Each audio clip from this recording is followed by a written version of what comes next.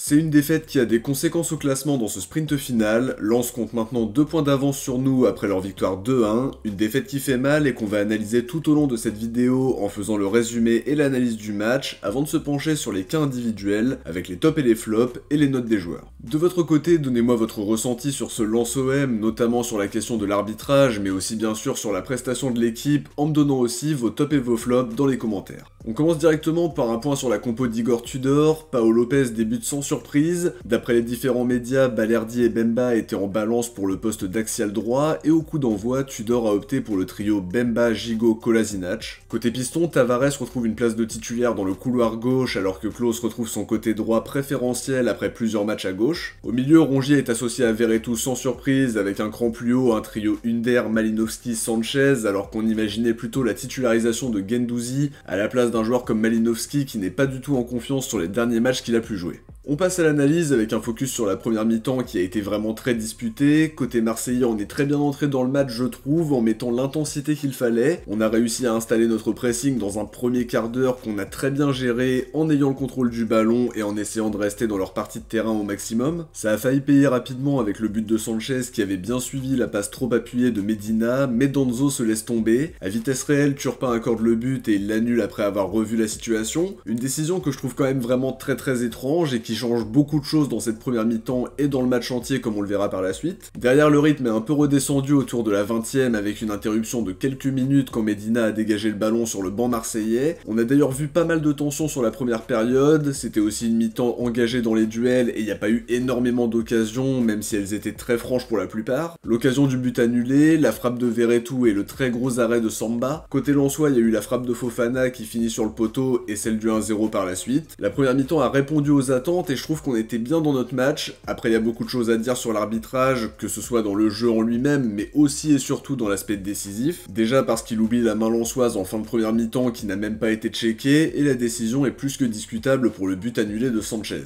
Le gros coup dur de la première mi-temps, c'est la sortie de Gigot sur blessure. Il était vraiment bien dans son match en plus de ça, avec des interventions très importantes, mais malheureusement, il a dû céder sa place à Balerdi, et on espère qu'il ne sera pas absent trop longtemps. En deuxième mi-temps, Tudor fait entrer Vitinha à la place de Sanchez. Le problème, c'est qu'on encaisse le but du 2-0 à l'heure de jeu avec Openda qui est très bien placé au second poteau et qui prend l'ascendant sur Chancel Bemba. C'est terrible parce qu'ils n'ont pas eu de situation avant ça et que leur réalisme est vraiment à souligner. De notre côté, ça a été très compliqué de faire des différences dans les zones dangereuses. On a eu du mal à se montrer tranchant et ça peut s'expliquer par le match très compliqué de Malinowski qui n'a rien apporté ou presque et qui est l'une des erreurs de Tudor dans sa compo de départ d'après moi. Lens a su se montrer tranchant au bon moment pour mettre le but du break, et forcément à 2-0 ça devient plus compliqué. Le coaching de Tudor a été vraiment trop tardif alors qu'on avait besoin d'impulser quelque chose. On pensait Guendouzi et Payet qui auraient dû entrer un peu plus tôt. On réduit le score aussi un petit peu tardivement, même si pour le coup tous les buts seront importants dans le sprint final, parce que ça peut se jouer à la différence de but au bout du compte et ça faut pas l'oublier.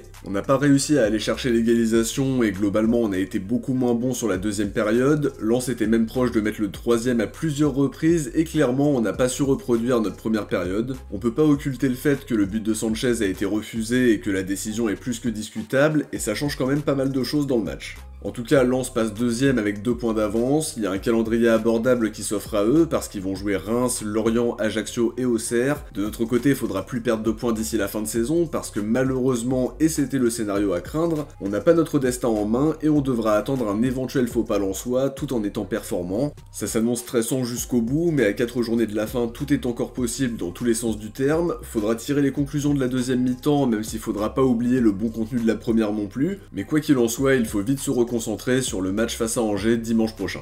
On passe au top et au flop, en commençant par les flops et Ruslan Malinowski qui a vécu un match vraiment très compliqué. Il a quasiment rien apporté offensivement et ça fait déjà plusieurs matchs qu'on voit ce genre de performance de sa part. Tavares et Klose font aussi partie des flops parce que je trouve qu'ils n'ont pas suffisamment impacté dans leurs couloirs respectifs, même s'ils se sont montrés actifs en première période. Ils ont encore manqué de justesse à la dernière passe en globalité, je trouve. Vitinha fait lui aussi partie des flops, il a pas fait une bonne deuxième mi-temps en étant très peu impactant lui aussi. Du côté des satisfactions, je vais citer Rongier qui a été très actif au milieu de terrain, bon à la récupération, très présent et qui a fait le boulot pendant les 90 minutes. Défensivement, faut souligner l'entrée de Balerdi qui est plutôt bien entré avec plusieurs interventions importantes. C'était parfois un peu difficile de se comprendre tactiquement entre les trois de derrière, mais je trouve qu'il a fait le job ce soir. J'ai aussi aimé l'entrée de Payet avec beaucoup de justesse dans ce qu'il a entrepris, je pense qu'il aurait mérité d'entrer plus tôt, il est récompensé par un très beau but et ça changera peut-être son temps de jeu d'ici la fin de saison. On enchaîne sur les notes en commençant par un 5 pour Pau Lopez à qui on peut pas reprocher grand chose ce soir sur les 2 buts lensois, 4 pour Chancel Bemba qui a vécu un match compliqué sur le plan défensif en étant pris à défaut plus souvent que d'habitude, pas un match franchement abouti de sa part ce soir, pas de note pour Gigot qui est sorti rapidement sur blessure mais qui s'est montré rassurant avec des interventions très importantes, 4,5 pour Kolasinac qui a souvent été pris à défaut ce soir aussi, qui a perdu pas mal de ballons et globalement je l'ai pas trouvé très rassurant par rapport à ses dernières prestations. 4 pour Jonathan Klaus qui a été actif dans son couloir, mis à part un bon centre en retrait pour Under en début de match, je l'ai trouvé peu impactant offensivement malgré ses allers-retours. Même chose pour Nuno Tavares qui n'a pas encore été très juste dans ce qu'il a tenté malgré les différences qu'il est capable de faire. 7 pour Rongier qui a fait un très bon match au milieu comme on l'a dit dans les tops, je l'ai trouvé vraiment solide et c'est pour moi l'un des meilleurs Olympiens sur ce match-là. 5,5 pour Verretou qui a fait un bon match globalement avec quelques projections intéressantes et souvent bien placé aux abords de la surface. Il est d'ailleurs proche d'égaliser en fin de première mi-temps avec une frappe magnifique. J'ai trouvé ça quand même assez encourageant par rapport au dernier match où je le trouvais quand même plutôt timide. 6 pour Under qui a été très actif offensivement, qui a été très juste dans ce qu'il a entrepris en essayant d'impacter au maximum. Il y a un taux de passe réussi assez important en première mi-temps de mémoire. Il a été à l'origine de pas mal d'actions mais il n'a pas été franchement aidé par Malinowski qui était totalement invisible et à qui je donne un 3. 5 pour Alexis Sanchez qui a marqué un très beau but en sentant très bien le coup, malheureusement refusé et ça reste une grosse incompréhension. Je trouve qu'il s'est montré intéressant dans ses appels et par son engagement. Il sort malheureusement sur blessure à la mi-temps, apparemment touché aux ischios et on espère surtout que son absence ne sera pas trop longue. Sur le banc, je donne un 6 à Balerdi qui est bien entré dans le match avec plusieurs interventions très importantes. J'ai trouvé qu'il avait vraiment fait un bon match. Pas de note pour Caboret, Payet et Guendouzi qui n'ont pas suffisamment joué pour que je puisse les noter, mais je trouve que Payet est très bien entré comme on l'a dit dans les tops avec un but à la clé, et même chose pour Guendouzi que j'aurais aimé voir plus. Avant de se quitter, on va découvrir qui vous aviez élu comme Marseillais du match OM Auxerre, et c'est Alexis Sanchez qui a terminé en tête avec 45% des voix devant Cengiz Under et ses 38%. Guendouzi ferme lui le podium avec 8%. Le sondage pour Lens OM est disponible dans l'onglet communauté, n'hésitez pas à aller voter.